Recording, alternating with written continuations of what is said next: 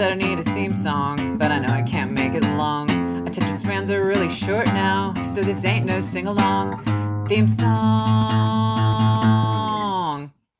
Theme song. Hi, I'm Raina, if you didn't know already. And I'm going to do a stack review. Oh, I hope you liked my theme song. My guy and I wrote that together. It's very silly. I got a promotion at work, and as a treat to myself, I went to the comic book store and I got a fuck ton of blind buys. And I have to tell you something. I can't remember going to the comic book store, coming home and reading my stack and being so pleased with everything. There wasn't anything that I didn't at least like a little bit. So I'm gonna just jump in. Let's start with what I didn't like the most, which was 7 Years in Darkness. It's not that I didn't enjoy this. I thought it was okay. It just seems to be another example of special children going to a special place to learn special things.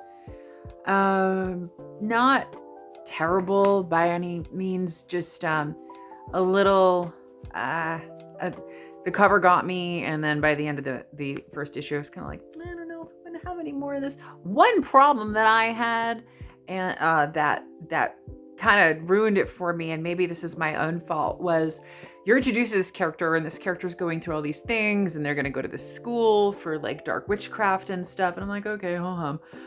But then when they get to the place where they're gonna go in, there's a character who I thought was this character, and that character gets killed, and I thought, oh wow, they just killed off the person that we thought were going to be following through this whole thing. Nice, this is going to completely subvert expectations, this is really cool. But really, it wasn't that character. It was just a character that was drawn who looked just like our main character. So maybe that kind of spoiled it for me, but I thought that was a really interesting way to go, even though they didn't do that. So 7 Years in Darkness, not great, but not bad. Not bad. Local Man. Oh, I really like this series. It's like deconstructing a lot of the stuff that was going on in the 90s with Image Comics, which is the opposite of what's going on with Image Comics right now. Image is more like how Dark Horse was in the 90s now. A lot of creator-owned stuff. So much of my favorite stuff is coming out of Image right now, which if you had told me that was going to happen when I was 12, I wouldn't have believed it. Because it was really mostly stuff that looked like this. And so much of their series have really grabbed me. What else? So I took a big chance on buying the first 5 issues of Hexware. Now, Hexware it's the concept grabbed me. Obviously it's very comic booky, but I really love the concept behind this comic book, where you have an android who buys a soul back from a demon, and it's like an inversion of something else. And the character design itself, she's kind of like Sabrina the Teenage Witch meets Pris from Blade Runner, and that's like a win-win. So it's just lots of fun stuff. If you like occult stuff and you like science fiction, it's a nice little marriage of the two. Nothing humongously groundbreaking yet, but a lot of fun, as I've already said. So I'd pick that up if you'd like to give yourself a happy little distraction with some witchy poo garbage. Lovely, lovely, lovely. You could do much worse. Oh. Speaking of special children doing special things, Indigo Children, numbers 1 and 2, which this wasn't my favorite from my stack, but it's probably my second favorite from my stack. I loved this new series. wow, I can't wait for the next issue. It really super grabbed me immediately. I cannot wait to see what happens next. I really like the way the story is laid out. I like how things are unfolding. I really kind of enjoy like peeling back layers of an onion with storytelling. And they're doing that very well here. So, good job, Indigo Children. It made me think of that song, The Indigo Children. I forget who does that song. I'll figure it out and I'll let you know. What else?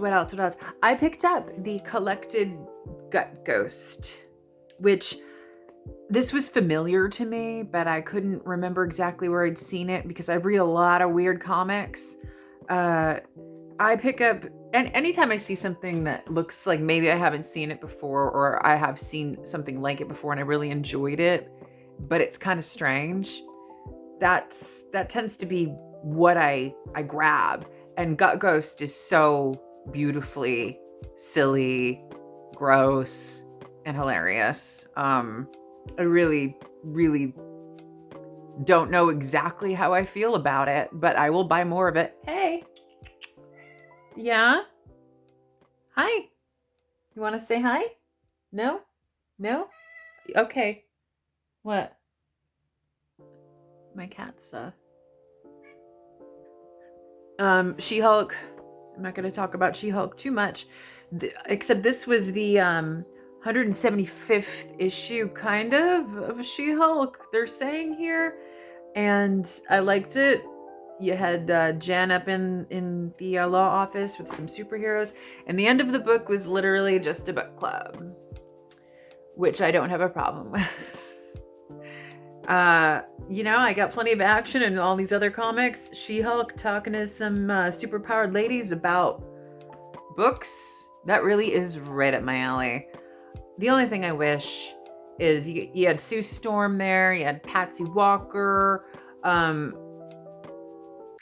really wish Medusa kind of made an appearance. They go back a very long time. They were teammates, it's just, it would have been nice. Can we give my girl a little sunshine? It's been a while since the death of the Inhumans. It'd be nice if we could just bring a few of them back to do something with them. Anyway, I will be doing something with Medusa tomorrow because tomorrow's Free Comic Book Day. Or today, because I think that's probably when I'll upload this. But I'm not going to go on that tirade right now. Clobber in Time issue number 2 was fucking amazing. I loved this so much. People have been posting about this online, especially the specific panel with Wolverine getting his skin torn off, his adamantium skeleton. We've seen this before, I know, but it's done in such a fun way in this one. I love Clobber in Time. I wish there were more comics like it, but the fact that it exists at all does my heart good.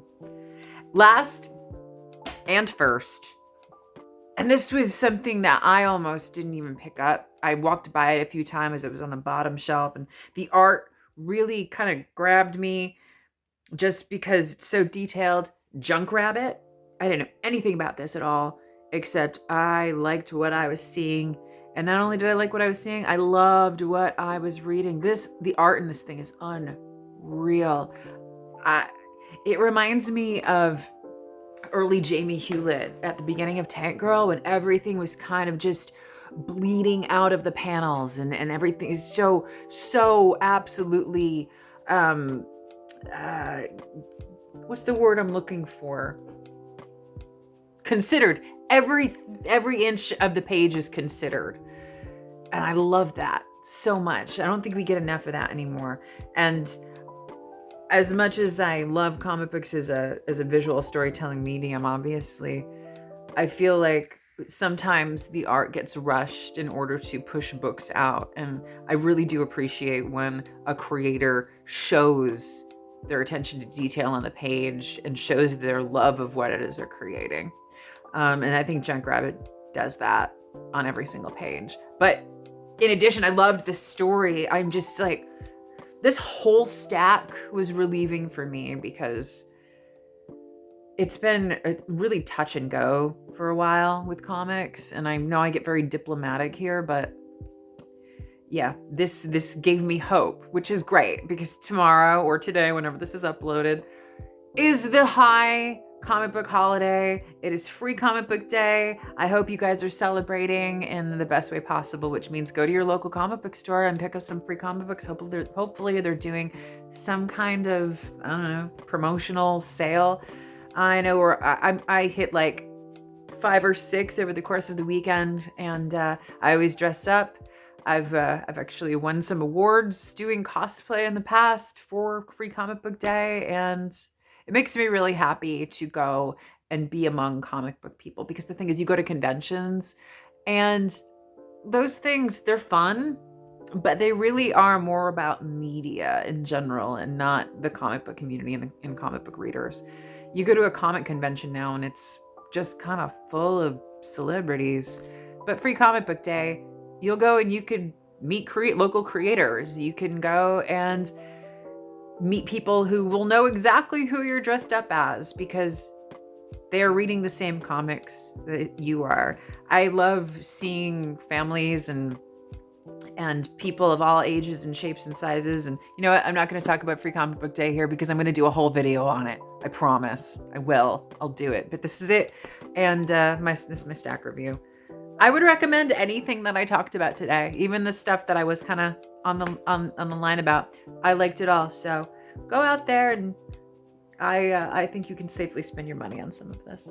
Anyway, that's it. I hope you're all having a wonderful, wonderful weekend, or again, whenever you watch this. Bye.